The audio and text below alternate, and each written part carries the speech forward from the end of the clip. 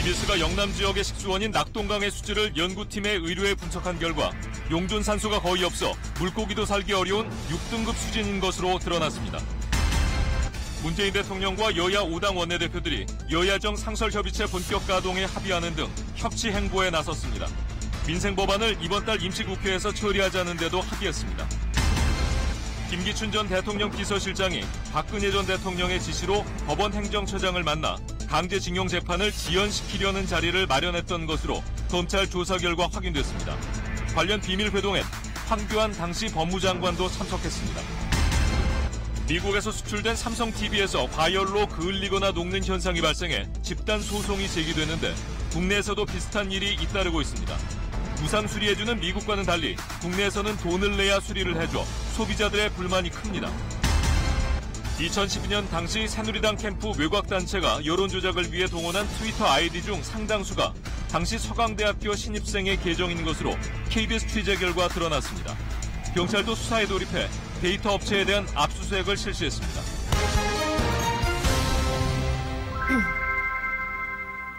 시청자 여러분 안녕하십니까? KBS 9시 뉴스입니다.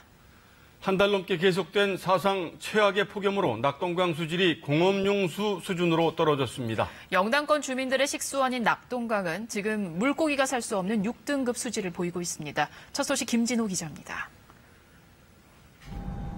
지난 6일 환경부 조사에서 조류경보 경계에서 대발생 단계에 더 가까워진 창녕 하만보입니다. 경남 창원 시민들이 마시는 물의 원수가 이 물입니다. 가톨릭 관동대 조사팀과 함께 실제 수질이 어느 정도 되는지 측정해봤더니 COD, 즉 화학적 산소 요구량 기준 6등급이 나왔습니다. 환경정책기본법상 매우 나쁨, 최하 등급입니다. 대구 시민들의 식수원인 강정 고령보 상류 매곡 취수장, 부산 취수장인 매리와 물금 취수장 인근 낙동강 원수 수질은 어떨까? 화학적 산소 요구량 COD, 또 낙동강처럼 보로 갇힌 호소에서 녹조 농도가 어느 정도인지를 나타내는 클로로피레이를 측정했더니 매곡을 제외한 세 곳에서 모두 최하 등급, 6등급이 나왔습니다. 상식적으로 보통 호수에서는 COD와 클로로필 A 농도 그리고 인 농도 이 세 가지 지표를 호수에서 주로 상식적으로 판단해서 환경정책기본법상 6등급 수질은 용존산소가 거의 없는 오염된 물로 물고기도 살기 어렵습니다. 한마디로 죽은 물이라는 겁니다. 낙동강은 아주 나쁜 단계, 즉 6등급의 수질로 이미 떨어졌다고 우리가 판단해도 큰 무리가 없다고 봅니다. 해당 자치단체는 낙동강 원수 수질은 공업용수 아래 수질이지만 고도 정수 처리를 거쳐 사람이 마시는 데는 지장이 없는 수질로 공급하고 있다고 밝혔습니다. 공업용수 수질에도 못 미치는 원수를 취수해 정수한 물을 마시는 영남권 시민들만 1,300만 명에 이릅니다. KBS 뉴스 김진호입니다. 아직 안전진단을 받지 않은 리콜 대상 BMW 차주들에게 운행 정지 명령서가 발송됐습니다. 그러나 리콜 대상이 아닌 차종과 일부 가솔린 차량에서도 화재가 일어나고 있어서 화재 원인에 대한 정밀 조사가 필요하다는 주장이 거세지고 있습니다. 오대성 기자입니다. 안전진단 미이행 운전자들에게 점검을 마칠 때까지는 운행을 제한한다는 내용의 등기 발송 작업이 시작됐습니다. 해당 건수가 조금 많기도 하고 6시 이후에 다 같이 야근을 해서 우편 작업을 할 예정입니다. 어제까지 안전진단을 받지 않은 15,000여 대가 대상. 광역시도별로는 경기도가 3,400대, 서울 2,700대, 인천 2,100대 등입니다. 리콜 차량 전체를 대상으로 배기가스 재순환 장치, EGR 교체도 다음 주부터 시작됩니다. BMW 측은 올해 말까지 교체를 완료할 계획이지만 현재까지 확보된 부품으론 적어도 내년 봄은 돼야 하는 상황입니다. 화재 원인을 BMW 측의 말만 믿고 EGR 모듈의 한정한 데 대한 문제 제기도 거셉니다. BMW 피해자 모임은 불이 날 때까지 고속주행을 시켜 원인을 분석하라고 요청했습니다. BMW가 2015년과 2017년 환경부의 리콜 조치 뒤 배기가스 규제를 맞추기 위해 EGR을 무리하게 작동하도록 설계한 건 아닌지도 들여다봐야 한다고도 주장했습니다. 환경부가 BMW에 의해서 속았을 수 있고 유로6 기준을 맞추기 위해서 한국에만 특별히 조작을 했다. 이러한 부분은 좀 다시 검증을 할 필요가 있겠다. 이런 상황에서 BMW 독일 본사 대변인은 중국 언론과의 인터뷰에서 화재 원인과 관련해 한국의 교통 상황과 한국인의 운전 스타일이 문제일 수 있다고 말해 피해자 모임 측이 형사고소를 계획 중입니다. KBS 뉴스 오대성입니다. 문재인 대통령은 오늘 여야 5당 원내대표들을 청와대로 초청해서 오찬을 함께했습니다. 청와대와 정치권은 앞으로 여야정 상설협의체를 본격 가동시켜서 협치를 만들어 나가자고 합의했습니다. 유호윤 기자입니다. 문재인 대통령이 15개월 만에 여야 5당 원내대표들과 오찬을 함께했습니다. 날선 대립을 잠시 접고 함께한 자리의 화두는 협치였습니다. 문 대통령은 야당이 제기했던 선거제 개편과 관련한 얘기를 먼저 꺼내며 정치권의 논의를 요청했습니다. 비례성과 대표성을 이렇게 제대로 이렇게 보장할 수 있는 그런 선거제도 개편에 대해서 대통령이 개인적으로는 강력하게 지지한다는 그런 말씀을 드리고 싶습니다. 청와대는 각 당의 상징색으로 꾸민 5색 비빔밥까지 준비해 화합의 뜻을 분명히 했습니다. 2시간 12분 동안의 회동 결과 3가지 합의가 도출됐습니다.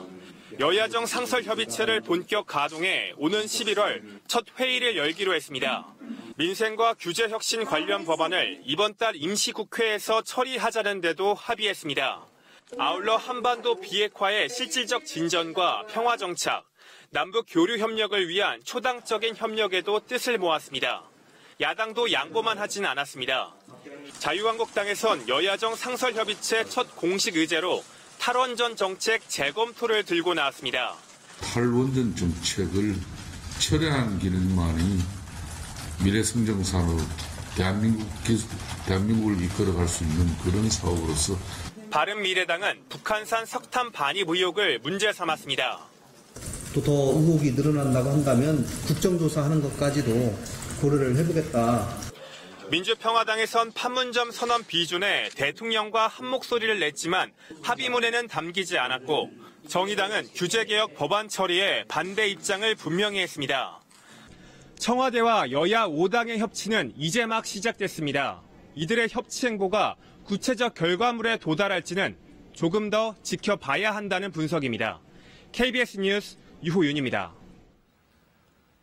말도 많고 탈도 많은 국회 특수활동비 폐지 문제에 대해서 국회가 오늘 최종 입장을 내놨습니다.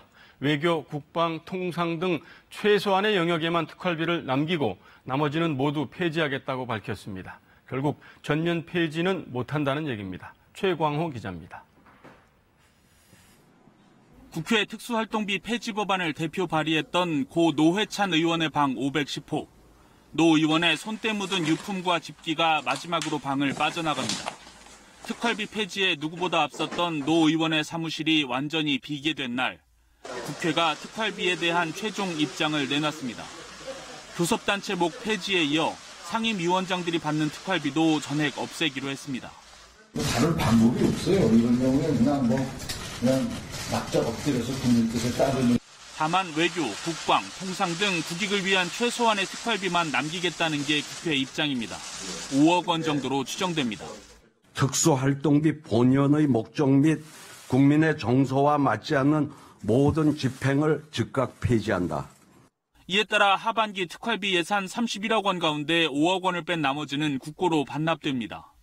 하지만 최소한으로 필요하다는 특활비 용처는 무엇인지 자세한 설명을 내놓지는 않았습니다. 오히려 국익을 해칠 수 있는 부분들이 있기 때문에 더 이상 말씀을 드릴 수가 없고. 또 특활비가 기밀 유지가 요구되는 정보나 사건 수사 등에 소요되는 경비라는 기재부 예산 지침을 참고하면 국회에 이런 돈이 정말 필요한지, 있어야 한다면 어느 정도가 적당한지에 대한 의문도 남아 있습니다. 국회에서 왜 특수활동비가 필요하냐. 일종의 설명할 직임은 국회에 있는 분데 국회의장단이 수사관도 아니고 무슨 정보 요원도 아닌데 맞지 않죠.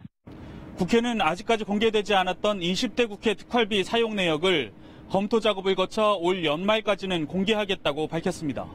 KBS 뉴스 최강호입니다. 어제 광복절 경축사에서 문재인 대통령이 동아시아 철도 공동체를 제안했는데요. 정부는 더 나아가서 DMZ 비무장지대를 평화지대로 만들어서 동북아 경제 공동체를 조성한다는 원대한 구상을 추진하고 있습니다. 박경호 기자입니다. 동북아 6개국과 미국이 함께하는 동아시아 철도 공동체를 제안합니다. 철도 네트워크로 동아시아를 한데 엮자는 구상입니다. 여기에 더해 에너지 협력 사례인 유럽 석탄 철강 공동체가 언급됐다는 점도 눈에 띄는 대목입니다. 대통령의 광복절 기념사에 이례적으로 등장한 유럽 통합 사례는 통일부가 의뢰한 이 정책 보고서에 토대를 둔 것으로 보입니다. 여기엔 남북이 몽골, 중국, 러시아, 일본의 중심에서는 물류와 수송의 가교가 돼 동북아의 동반 성장을 이끈다는 구상이 담겨 있습니다. 유럽 석탄 철강 공동체의 전례를 참고했다는 내용도 있습니다. 1950년대 유럽은 프랑스의 스트라스부르를 중심으로 석탄과 철강의 유통과 거래를 공동으로 관리했고 이는 오늘날 유럽연합 EU의 토대가 됐습니다. 프랑스와 독일 접경적인 스트라스부르의 사례를 참고해 비무장지대 DMZ에는 국제평화기구나 평화대학 등 국제기구를 유치하고 생태공원도 조성하는 방안이 제시됐습니다. 동아시아 철도 공동체를 추진 동력으로 남북관계의 발전을 이끌어낸다는 광복절 경축사의 구체적 내용을 유추해 볼 수 있는 대목입니다. DMZ라고 하는 개념이 그래서 한편으로 모판의 개념도 있고 한편으로는 이제 그곳을 중심으로 새로운 어떤 남북연합의 어떤 초보적인 형태들을 만들어 나간다는 거죠. 광복절 경축사에 담긴 대로 이 보고서에도 역시 동아시아 공동체 발전에 미국의 역할을 강조했습니다. 향후 DMZ 평화지대 구상을 통해 남북미 관계를 견인할 가능성을 유추해 볼 수 있는 대목입니다. KBS 뉴스 박경호입니다. 이 같은 우리 정부 구상에 대해서 북한과 미국은 어떤 생각일까요? 비핵화와 체제 보장을 놓고 줄다리기를 하고 있는 북한과 미국은 각각 자신들이 유리한 방향으로 우리 정부를 압박하고 있습니다. 남북 경협도 추진하면서 한편으론 대북 제재 조치에 공조를 해야 하는 우리 정부도 고민이 깊어지고 있습니다. 남북미 각각의 셈법을 김경진 기자가 전해드립니다. 한국과 미국은 북한에 대해 통일된 대응을 하기 위해 긴밀히 공조하고 있다. 문재인 대통령의 경축사에 대한 미국 국무부의 논평입니다. 미국이 대북 제재를 통해 비핵화를 강하게 압박하고 있는 상황에서 한국이 남북 경협 쪽으로 기울어 제재 전선에서 이탈하는 것은 막겠다는 뜻으로 풀이됩니다. 뉴욕타임스 등도 문 대통령의 과감한 제안은 동맹인 미국의 구상을 넘어설 위험성이 있다는 말로 미국의 우려를 전했습니다. 북한 역시 우리 정부의 구상을 자신들에게 유리한 쪽으로 이끌기 위해 압박을 계속하고 있습니다. 우리 민족끼리 공조하는 민족 자주의 입장이야말로 판문점 선언 리행을 위한 근본 입장이며 진정한 북남 관계 개선의 입장이라는 데 대해서 노동신문은 제재 압박과 관계 개선은 양립될 수 없다면서 남북 관계 개선은 그 누구의 승인을 받아 해결할 문제가 아니라고 강조했습니다. 이처럼 북한과 미국은 우리 정부를 가운데 놓고 줄다리기를 벌이면서도 북미 간 접촉도 계속하고 있습니다. 미군 유해 송환 과정에서 친서 외교를 재연한 데 이어 마이크 폼페이오 미 국무장관의 네 번째 방북도 임박한 상황입니다. 남북과 한미, 북미가 비핵화와 종전선언의 해법을 놓고 고차 방정식을 풀고 있는 셈입니다. 이 상호 연계되어 있는 이 실타래를 풀어갈 수 있도록 계기를 마련하는 것이 바로 우리의 역할이라고 생각합니다. 비핵화가 진전돼야만 남북관계도 탄력을 받을 수밖에 없는 상황. 그러나 마냥 기다릴 수만은 없다는 절박한 인식이 정부 내에서 확산되는 형국입니다. KBS 뉴스 김경진입니다. 일제 강제징용 피해자들에 대한 재판 거래 의혹과 관련해 김기춘 전 대통령 비서실장이 박근혜 전 대통령의 지시로 법원 행정처장을 불러 재판 연기를 요청했다고 검찰에 진술했습니다. 이 논의를 위한 비밀회동에는 황교안 당시 법무장관도 참석한 것으로 확인됐습니다. 홍성희 기자가 보도합니다. 2013년 12월 1일 김기춘 대통령 비서실장은 차한성 법원행정처장과 윤병세 외교부 장관을 만났습니다. 일요일 오전 출입 기록도 남지 않는 비서실장 공관으로 직접 전화해 불렀습니다. 강제징용 재판의 결론을 늦추거나 대법원 전원합의체에서 결론을 뒤집으라고 요구하기 위해서였다고 검찰은 판단하고 있습니다. 그런데 김 전 실장은 지난 14일 검찰 조사에서 이 회동이 박 전 대통령 지시로 이뤄졌고 회동 결과도 보고했다고 진술했습니다. 김 전 실장은 국익을 위한 것이었다며 자신은 주로 듣고 윤병세 전 장관이 차 전 처장에게 외교부 입장을 설명했다고 검찰에 밝혔습니다. 이와 관련해 회동 한 달 전 이미 외교부가 청와대에 강제징용 소송 대책을 보고한 사실도 KBS 취재 결과 확인됐습니다. 강제징용 사건의 선고 연기와 전원합의체 회부를 법원에 요구하겠다는 내용이었습니다. 검찰은 박 전 대통령이 외교부가 세운 대책을 승인한 뒤 회동이 이뤄진 것으로 의심하고 있습니다. 검찰은 박 전 대통령이 소송 지연을 지시했는지 그 배경은 무엇인지 조사할 방침입니다. 당시 비밀 회동에는 이미 알려진 김 전 실장과 차 전 처장, 윤병세 전 장관 외에 황교안 당시 법무장관도 참석한 것으로 확인됐습니다. 강제징용 피해자가 일본 전범기업을 상대로 낸 민사소송에 개입할 권한이 없는 법무장관이 참석한 겁니다. 검찰은 정확한 사실관계 파악을 위해 박 전 대통령과 황 전 장관에 대한 소환 조사를 검토하고 있습니다. KBS 뉴스 홍성입니다. 드루킹 김동원 씨의 댓글 조작에 공모한 혐의를 받고 있는 김경수 경남도지사에 대한 영장실질심사가 내일 오전 서울중앙지법에서 열립니다. 특검은 김 지사가 댓글 조작 프로그램 킹크랩의 시연을 본 뒤 사용을 승인한 것으로 판단하고 있습니다. 반면 김 지사는 킹크랩을 본 적이 없으며 특검이 드루킹 측의 진술에만 의존하고 있다고 맞서고 있습니다. 김 지사에 대한 영장 발부 여부는 내일 밤 늦게나 모레 새벽 결정될 것으로 보입니다. 미국에서 삼성전자 일부 스마트 TV에 LED 패널이 과열로 그을리거나 녹는 현상이 발생해 집단 소송이 제기됐다고 얼마 전 이 소식 전해드렸는데요. 국내에서도 이미 몇 년 전부터 비슷한 증상이 잇따르고 있었습니다. 하지만 LED 패널 과열로 인한 고장에 대해서는 보증 기간에 상관없이 무상 교체를 해주고 있는 미국과 달리 우리나라에서는 그렇지가 않습니다. 오현태 기자가 보도합니다.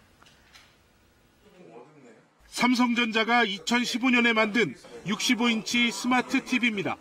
2달 전 갑자기 화면 좌우 가장자리가 새까맣게 변했고 손을 댈 수 없을 정도로 뜨거워졌습니다. 온도를 재봤더니 정상인 부분은 30도인데 새까만 부분은 60도까지 오릅니다. 바로 수리 문의를 했지만 삼성 측은 보증 기간이 지났으니 패널을 교체하려면 65만 원을 내라고 했습니다. 아, 이거는 자체 불량이니까 당연히 해주겠지 이렇게 생각했어요. 진짜. 그랬더니 딱 안 된다고 그러는데 너무 황당했어요. 2015년 말 구입한 이 50인치 스마트 TV도 지난 5월 갑자기 화면이 먹통이 됐습니다. LED 판넬에서 불빛이 깜빡거리다가 갑자기 퍽하며 화면이 꺼지는 증상이 두세 번 반복되다 생긴 일입니다. 무상 수리 기간 2년이 지났다고 해서 30만 원을 내고 수리를 할 수밖에 없었습니다. 제조사에 다시 한번 확인을 했습니다. 미국에서는 LED 판넬로 문제가 생겼을 때 제품들은 무상으로 지금도 교체를 해준다는데 왜 한국 국내 소비자는 안 해주냐 했더니 국내 유형이 그렇다고 어쩔 수 없다고만 이야기를 합니다. 최근 2, 3년 사이 인터넷 커뮤니티 등에는 비슷한 증상을 호소하는 소비자들의 글이 끊이지 않고 올라오고 있습니다. 이에 대해 삼성전자는 TV 수리 정책은 각 국가의 소비자보호법을 따르고 있으며 과열 현상의 원인에 따라 무상 서비스를 제공하고 있다고 해명했습니다. KBS 뉴스 오현태입니다. 기업들이 국내 소비자들을 홀대한다는 논란은 어제 오늘 얘기가 아니죠. 소비자 권리 보호를 위해서 징벌적 손해배상의 확대가 시급하다는 목소리가 높습니다. 이어서 김희용 기자가 보도합니다. 미국에선 현대자동차의 엔진 보증 기간이 10년 16만 킬로미터입니다. 반면 국내에서는 5년에 10만 킬로미터에 불과합니다. 품질 보증 기간은 제조사들이 시장 상황에 맞춰 자율적으로 정한다지만 국내 소비자들은 차별 대우라고 느낄 수밖에 없습니다. 사회적 책임을 다하는 기업이 돼줘야 되는데 그런 게 상당히 결여되는 것 같고요. 우리 소비자와 기업에 있어서의 불신이라는 거는 바로 이런 점에서 비롯된 것이 아닌가. 국내 소비자들이 권리를 주장하려 해도 수단은 턱없이 부족합니다. 소송에 참여하지 않은 피해자들도 보상을 받을 수 있는 집단 소송이 제조물 분야에는 도입되지 않아 최근 BMW 차주들의 소송처럼 피해 배상을 원하는 소비자라면 직접 소송을 내야 합니다. 제품 결함에 대한 징벌적 손해배상도 올 4월 일부 도입됐지만 배상액이 최대 3배에 그칩니다. 지난주 미국 법원은 제초제의 발암 위험성을 제대로 경고하지 않았다며 한 소비자가 농약 제조사를 상대로 낸 소송에서 우리 돈 3,200억 원 규모의 징벌적 배상 판결을 내렸습니다. 징벌적 손해배상 제도가 도입이 되면 기업들이 보다 적극적으로 품질 유지를 위해서 노력하고 소비자들의 보호 활동에도 보다 적극적으로 나서게 될 것으로 그렇게 예상이 됩니다. 기업들의 안일한 대응 속에 소비자 권리 보호가 강화될 수 있는 보완책 마련이 시급해 보입니다. KBS 뉴스 김희용입니다. 우리 식탁에 오르는 식재료들이 유통 과정에서 위생적으로 처리되고 있는지 한 번씩 걱정되시죠? 이 장면 보시면 좀 충격이실 텐데요. 도축한 돼지 생육을 포장도 하지 않은 채 지저분한 냉장차 바닥에 쌓아서 운반하는 모습이 KBS 카메라에 잡혔습니다. 운반 기사들의 청결 상태도 엉망이었습니다. 차주하 기자가 취재했습니다. 부산 경남 지역 최대 규모의 축산물 공판장입니다. 이곳을 출발한 운반 차량을 따라가 봤습니다. 부산의 한 아파트 단지 식육점 앞. 냉장칸을 열자 도축된 돼지 생육이 바닥에 가득 쌓여 있습니다. 운반기사들은 포장되지 않은 생고기를 어깨에 메고 나릅니다. 근데 하나는 포장돼 있고 하나는 안 돼 있는데요. 해가지고 해야 되겠네. 오늘 물량 많다 보니까 아무것도 않네. 또 다른 식육점 앞입니다. 운반기사가 평소 신던 신발 그대로 냉장칸에 오르더니 매달려 있던 돼지 생육을 자신이 밟고 다닌 바닥에 던져 끌고 갑니다. 도축한 돼지는 냉장칸 벽과 바닥에 닿지 않도록 매달거나 비닐 등으로 위생 포장한 뒤 옮겨야 합니다. 운반기사들도 위생화와 장갑, 모자 등을 반드시 착용해야 하지만 지켜지지 않고 있습니다. 시장 동안에는 바쁘니까 얘 차오 이럴 때는 어쩔 수 없이 올라가고. 식육점 상인들이 비위생적이라며 항의해도 소용없었습니다. 비닐적으로 비닐을 좀 씌워주면 안 되냐 하니까 그렇게 반영한 것 같아요. 이렇게 말을 했고. 축산물 운반을 관리 감독해야 하는 공판장 측과 운수업체는 이 같은 사실을 알고도 방치했습니다. 위생적으로 뭐 이렇게 조치를 해라. 이렇게 하지만 현장 자체의 조건 자체가 안 맞는 경우도 참 많다 보니까. 부경 축산물 공판장에서 도축되는 돼지는 하루 평균 1,500여 마리로 대부분 부산과 경남 식육점을 통해 소비자들의 식탁에 오르고 있습니다. KBS 뉴스 차주합니다.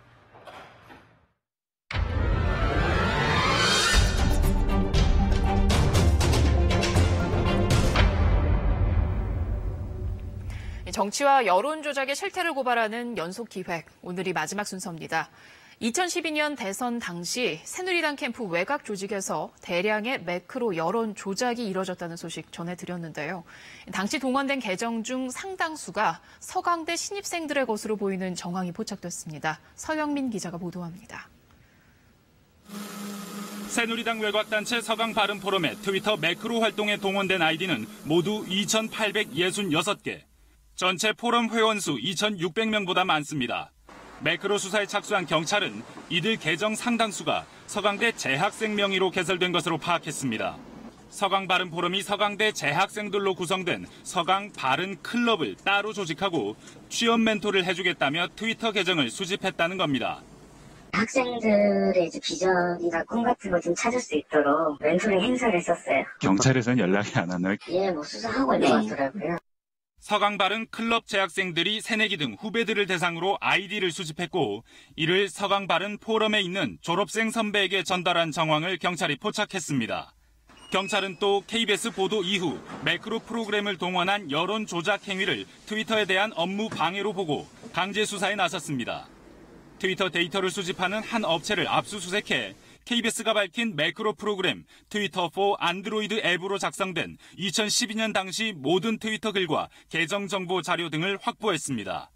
매크로 여론 조작에 관여한 외곽 조직 핵심 인사들을 가려내 당시 새누리당 대선 캠프와의 연결고리를 찾아내는 것이 경찰 수사 과제입니다. KBS 뉴스 서영미입니다. 검찰은 이미 5년 전에 새누리 캠프 외곽 조직이 매크로를 통해 대량으로 여론 조작을 한 정황을 포착했지만 수사로 이어지진 않았습니다. 하지만 당시 핵심 물증을 확보했던 것으로 KBS 취재 결과 확인됐습니다. 계속해서 개현우 기자입니다. 2012년 대선 당시 새누리 캠프 측 매크로 여론 조작은 두 개의 외곽 조직이 한 몸처럼 움직이며 실행했습니다. 서강 바른포럼과 포럼 동서남북으로 박근혜 후보 지지 단체들입니다. 미등록 선거사무소에서 불법 선거운동을 벌인 사실이 적발되면서 서강 바른포럼 일부 책임자는 처벌당했습니다. 검찰은 당시 선거법 위반 사실은 확인했지만 매크로를 동원한 여론조작 여부는 수사하지 못했습니다. 공소시효 6개월 내에 마쳐야 하는 불법 선거운동 수사만으로도 벅찼다는 게 당시 검찰 수사팀 설명입니다. 그런데 당시 검찰은 압수수색에서 매크로 여론조작의 전모를 밝힐 핵심 물증을 확보했던 것으로 최근 KBS 취재 결과 드러났습니다. 포럼 동서남북과 관련된 방대한 디지털 자료가 포함된 것으로 알려졌지만 5년 넘게 방치된 겁니다. 포럼 동서남북은 매크로 여론조작의 핵심으로 지목된 조직입니다. 그걸 가지고 오신 분은 제가 듣기로는 포럼 동서남북이라고 들었거든요. 하부 조직 활용을 한 거고요. 검찰이 확보했던 디지털 자료는 회계장부와 각종 보고문건, 기획안 등이 대거 포함된 것으로 보입니다. 업무방해죄의 공소시효는 7년. 매크로 여론조작을 기획한 실체를 밝혀낼 수사에 결정적 물증이 될 것으로 주목됩니다. KBS 뉴스 개은우입니다. KBS 탐사보도부는 이번 연속기획을 통해 조작된 내용이 마치 순수한 유권자들의 여론인 것처럼 전해지고 확산됐다는 문제를 제기했습니다. 전문가들은 이를 전형적인 여론 조작 행위로 보고 있고 트위터 본사도 중대한 문제로 인식한다고 답해왔습니다. 우한울 기자가 보도합니다. 2012년 추석 연휴 직후 빅3 대선 후보에 대한 민심 흐름을 트위터로 분석했다는 한 일간지 기사입니다. 트윗 언급량이 가장 크게 늘어난 후보는 박근혜 후보, 안철수 후보를 처음 제쳤다고 돼 있습니다. 실제 민심이었을까? 추석 연휴 사흘 동안 새누리 측 트위터 매크로는 14만여 건의 박 후보 지지글을 퍼날랐습니다. 기계에 의해 조작된 내용이 또 다른 언론 매체에 소개되면서 확대 재생산되는 여론 왜곡 현상입니다. 존재하지 않는 주권자를 만들어서 주권자한테 이 유령들이 나를 지지하니 당신도 나를 지지하시오. 정치적으로 심각한 문제가 있는 거죠. 트위터 본사도 이를 심각하게 받아들였습니다. 취재진의 물음에 트위터 측은 자동화된 악성 계정을 제거하기 위해 줄곧 노력해왔다며 트위터 플랫폼을 악용한 선거 조작을 새로운 도전으로 받아들인다고 밝혔습니다. 트위터가 올해 초 트윗덱의 자동 리트윗 기능을 폐지시킨 것도 같은 맥락에서 옵니다. 드루킹 김동원 씨가 네이버 업무방해 혐의로 법정에 섰듯 2012년 당시 대선 캠프의 기계적 리트윗 행위 역시 법적으로 문제가 될 수 있습니다. 프로그램을 사용해서 돌렸음에도 불구하고 마치 사람이 한 것처럼 허위의 신호를 입력해서 트윗량을 조작했다면 이건 업무방해죄가 성립할 수 있습니다. 그러나 현행 선거법은 기계적인 온라인 글쓰기 행위를 규제하지 않고 있어 기술 발전을 따라가지 못하고 있다는 비판이 나옵니다. 새로운 미디어로 등장한 디지털 공간의 기계적 여론 조작 행위가 민주주의에 심각한 위협으로 다가왔습니다. KBS 뉴스 우한울입니다. 안휘정 전 충남지사 무죄 판결에 대해 논란이 분분한데요. 특히 피해자가 피해자답게 행동하지 못했다는 재판부 판단에 대해서 이런저런 의견들이 많습니다. 그런데 비슷한 논란이 불거졌던 한 민간기업체 직원들 간 성폭행 사건 재수사에서는 경찰이 기소 의견을 내놨습니다. 앞으로 재판 결과가 어떻게 나올지 주목됩니다. 정유진 기자입니다. 지난해 10월 한 포털 사이트에 한샘 신입 여직원의 폭로글이 올라왔습니다. 입사 사흘 만에 회사 선배가 성폭행했다는 겁니다. 하지만 가해자로 지목된 남성이 여직원과 나눴다는 카카오톡 대화 내용을 공개하면서 상황이 반전됐습니다.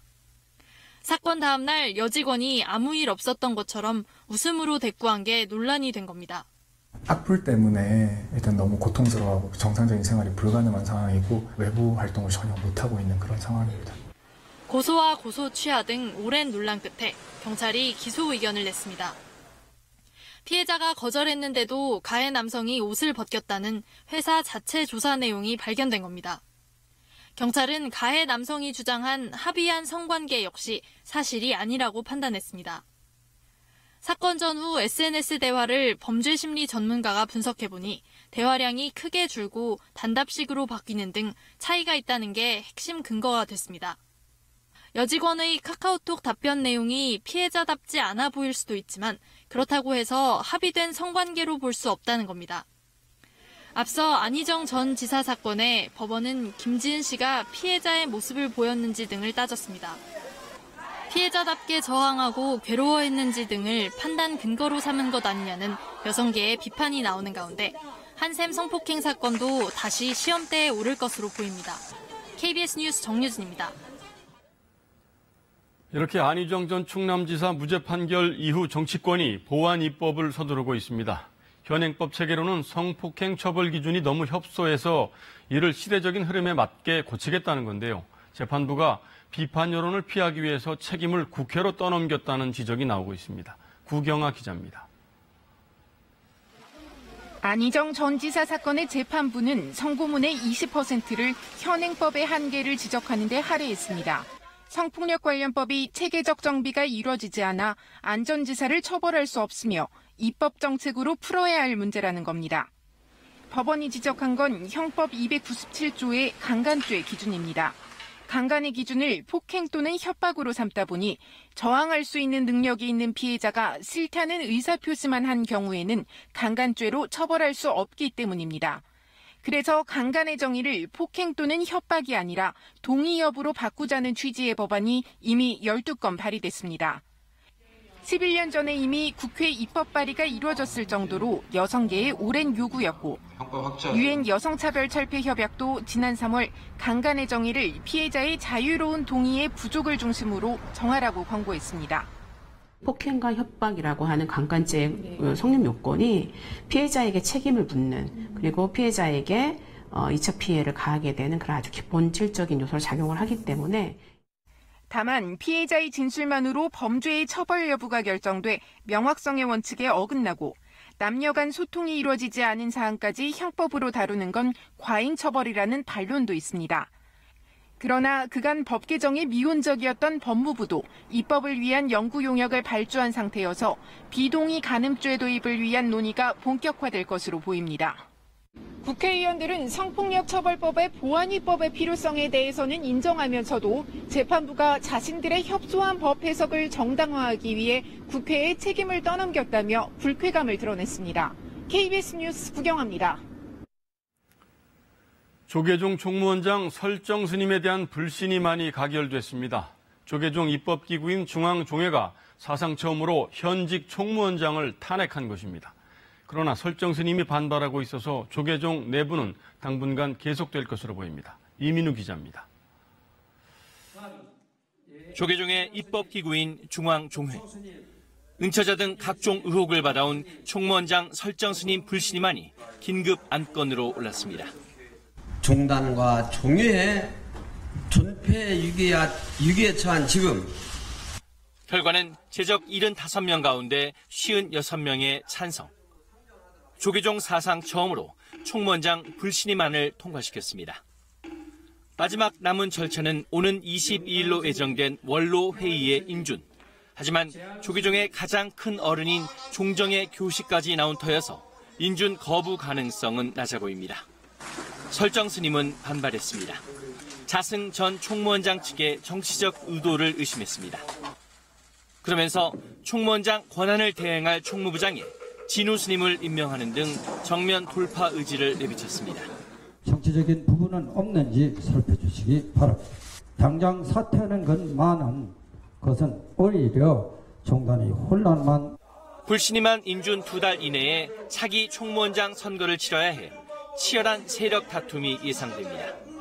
제야 세력들의 개혁 요구도 여전합니다.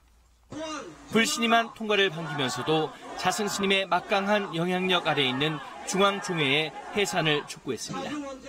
자승 전 원장 적폐 세력이 물러갈 때까지는 승려대회뿐만이 아니고 전국의 범불교도 대회까지 개최를 해서 때문에 종단 개혁과 신임 총무원장 선출을 둘러싼 조계종의 갈등은 더욱 거세질 것으로 보입니다. KBS 뉴스 이민우입니다. 북한 김정은 위원장 이복형 김정남을 암살한 동남아 여성 2명에게 말레이시아 법원이 사실상 유죄 판결을 내렸습니다. 아직 마지막 변론이 남아있지만 이대로 유죄가 확정될 경우 사형이 선고될 가능성이 높습니다. 유석조 특파원입니다. 김정남 얼굴에 신경작용제 VX를 발라 살해한 혐의로 기소된 인도네시아인 아이샤와 베트남인 흐엉. 말레이시아 법원은 이들에게 프라이머 페이시가 성립한다며 자기 변론을 명령했습니다. 프라이머 페이시란 나중에 확실한 반증이 나오지 않는 한 일단 혐의가 입증된 것으로 간주하는 사실상의 유죄 판결입니다. 김정남을 조직적으로 살해하기 위한 잘 짜여진 음모가 있었던 것으로 추정된다. 정치적 암살에 이용됐을 수 있지만 확실한 증거는 없다는 것이 법원의 판단입니다. 몰래 카메라인 줄 알았다고 하지만 김정남 얼굴에 VX를 바른 뒤 화장실로 달려가 손을 씻은 행동은 매우 이상하다고 지적했습니다. Menerima keterangan prosecution yang kelakuan dia menunjukkan dia tahu itu VX and then motive is not an issue. 변호인 측은 법원의 판결이 실망스럽다면서도 최종 판결이 아니라는 점을 강조했습니다. It does not mean that the judge has found them guilty. What it means at this stage is that the judge finds that there's a prima facie case. 이들에게 범행을 지시한 북한인 4명도 함께 기소됐지만 북한으로 도주한 상태입니다. 법원의 최종 판결은 피고 측 변론 이후 내려질 전망이지만 유죄가 확정되면 말레이시아 형법상 피고인들은 교수형에 처해질 수 있습니다. 방콕에서 KBS 뉴스 유석조입니다. 일본 오키나와에서 조선인 묘표가 확인됐다는 소식 어제 전해드렸는데요. 오키나와 곳곳에 조선인이 매장된 것으로 추정되는 장소들이 남아 있습니다. 하지만 조선인의 유해가 발굴돼 국내로 돌아온 적은 한 번도 없었고 유해 반환에 대한 논의도 답보 상태입니다. 윤보미 기자가 보도합니다. 오키나와 본섬의 최남단. 해전을 앞둔 일본군이 후퇴에 주둔했던 숲입니다. 미군의 집중 공격을 받은 곳인데 조선인으로 구성된 특설수상근무대도 이 일대에 주둔했습니다. 전쟁이 끝난 지 70년이 넘게 지났지만 유해 발굴은 계속되고 있습니다. 이렇게 자원봉사자들이 깊은 산속까지 찾아와 발굴 작업에 힘쓰고 있습니다. 일본 정부가 손을 놓은 사이 유해 발굴을 계속하고 있는 건 자원봉사자 대여섯 명입니다. 何か出てきたんですか? 指の骨、多分これかな、手か足かまだはっきりわからないけど。 발굴된 유해는 오키나와현에서 임시 보관하고 있는데 대부분 DNA 확인도 못했습니다. 私は今まで見つかっている遺骨の中に朝鮮人の方たちもいる可能性は非常に高いと思っています。 발굴 현장 인근엔 유골 3만 5천 구가 묻혔다는 자리가 남아 있습니다.